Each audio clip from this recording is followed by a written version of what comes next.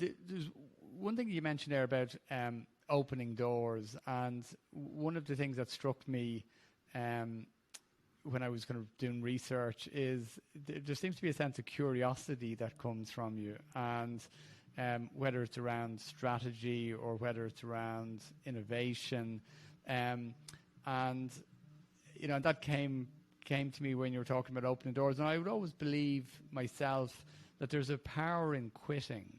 And as you said, there are some things you don't want to quit at and working hard enough. But in other areas, it does open a door when you do quit. And it's almost like the universe presents you with another opportunity. Has that been your experience? Is that what you refer to when you talk about doors opening and saying no and stuff?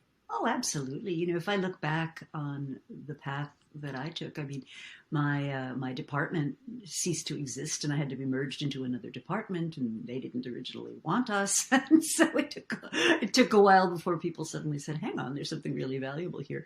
But certainly, the first initial attempts were not very promising. There have been places where I haven't been accepted or been turned down, or just a lot of things that didn't go the way you might like them to if the path were well greased. But my recommendation to people is, keep clear on the vision of what it is you really want to accomplish. And there's always other journeys. So let me give an example of a conversation I had with a young woman who was in our Women in Leadership program at Columbia Business School.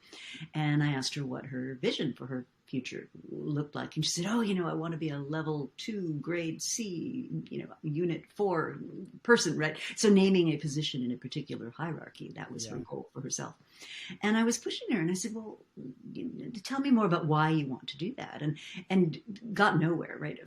And after some finally intense questioning, on my part, because I wasn't going to let that go, she said, well, if I had that role, I'd be able to hire brilliant people. I'd be able to have an impact on the creative process at our company. I'd be able, and she listed this whole set of things that were her true passion, right?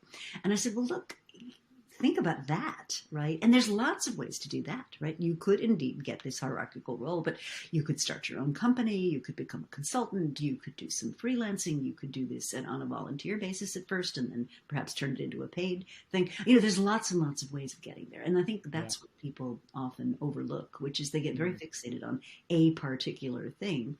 And they don't understand that if you are, learning and true to yourself and developing toward whatever that thing is, there may be many places that you can make that happen.